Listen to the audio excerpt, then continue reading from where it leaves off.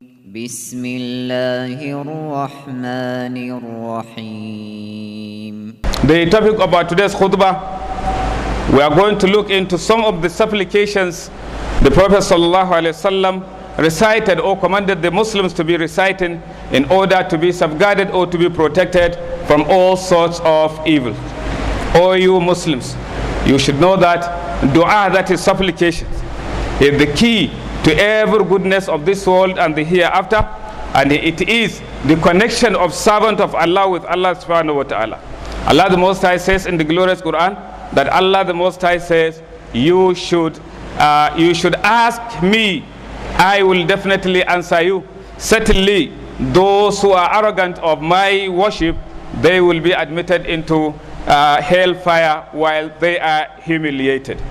We should also know that the best of all types of dua or supplication that can bring about whatever goodness you are looking for and avert from you whatever form of evil you are seeking refuge of Allah subhanahu wa ta'ala from the dua of the Prophet sallallahu alaihi wasallam. They consist of the best of whatever you are looking for of goodness, and also whatever you are asking Allah subhanahu wa ta'ala to safeguard you or to protect you from. Whoever considers the supplications of the Prophet sallallahu alaihi wasallam, he will find them, all of them are complete, all of them are perfect, and all of them are comprehensive enough to take care of whatever you are looking for from Allah subhanahu wa ta'ala and whatever you are asking Allah subhanahu wa ta'ala to protect you. How should it not be like this? After all, the Prophet ﷺ has been given what he called Jawami'ul Kalim, comprehensive statement, a very precise statement that is full of comprehensive and meanings. And the Prophet ﷺ is the most eloquent, the most intelligent creator of Allah subhanahu wa ta'ala, and he is the teacher of this universe. And Allah subhanahu wa ta'ala has taught him whatever is good and whatever is bad. Therefore, it is for every one of us as Muslims to know the supplications of the Prophet sallallahu alaihi wasallam, to get them committed into our memory and to be reciting them from time to time, so that we will achieve whatever goodness we are sparing in this world, and also get protected from whatever form of evil we are asking Allah subhanahu wa ta'ala to protect us. Today we are going to look into some of the supplications of the Prophet sallallahu alaihi wasallam seeking refuge from specific evils. That the dua is very precise and it encompasses everything you are looking for Allah subhanahu wa ta'ala to protect you from. This is because of the love the Prophet sallallahu alaihi wasallam has on us, his ummah, the sympathy he has for us as his ummah, and also his fear that let there be no evil that will overtake any of us. This is how Allah the Most High described him in the glorious Quran. He says, certainly a messenger has come to you from your own selves. Whatever is difficult for you or whatever hardship that comes to you is heavy on him, and to the believers he is kind and merciful. This is the description of the Prophet ﷺ in the glorious Quran.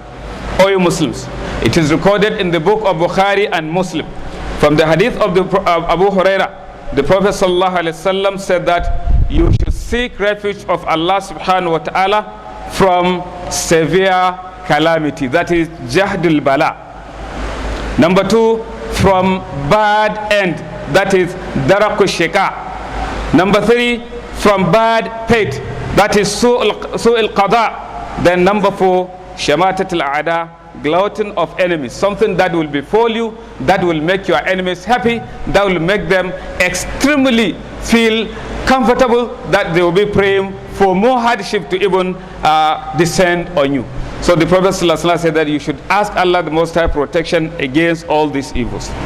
In another narration, it was said that the Prophet ﷺ used to ask Allah's protection from severe calamity, bad end, bad fate, and gloating of enemies. In the commentary of the hadith, Ibn Battal, in his commentary of Sahih al-Bukhari, said that severe calamity is whatever befalls a person of hardship, of difficulty, that he cannot, unbearable difficulty or unbearable hardship that befalls an individual. And that hardship, he has no way to avert himself from that hardship. He has no way out whatsoever. He has no idea what he can do in order to get himself out of that hardship. The Prophet ﷺ said that you should ask Allah the Most High protection from that. This includes severe poverty, difficulty in life, high indebtedness, deadly diseases that one cannot get himself treated from them, and then whatever form of perpetual hardship or problem, the Prophet ﷺ said that we should seek protection from them. All these are part of what? Jahdul Bala. To the extent that he on whom such hardship befalls, he will even be praying for death. You see, hardship is too extreme. So all these are part of Jahdul Bala.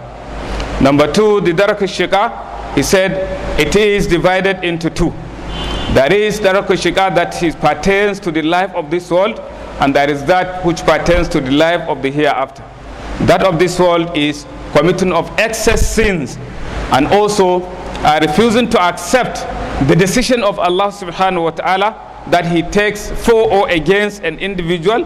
However, the real loss is for one to get admitted in the hellfire perpetually. This is indeed the utmost and the extreme Dark Shika. May Allah save us. Allah the Most High says in the glorious Quran, tell them that the real losers are those who lost themselves and their families in the day of Qiyamah by getting accommodated into the hellfire.